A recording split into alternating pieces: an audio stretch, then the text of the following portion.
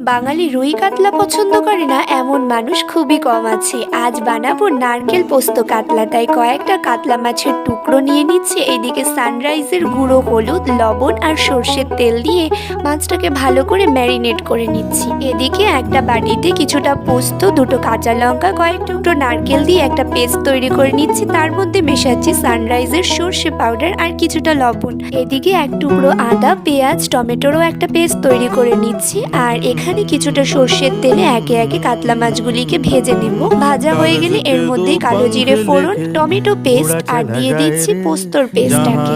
ভালো করে মশলাটাকে একটু কষিয়ে নেব কিছুটা লবণ দিয়ে। মশলাটা এখানে হয়ে আসলে এর মধ্যে কিছুটা জল দিয়ে ভেজে রাখা কাতলা মাছগুলিকে এর মধ্যে দিয়ে দিচ্ছি।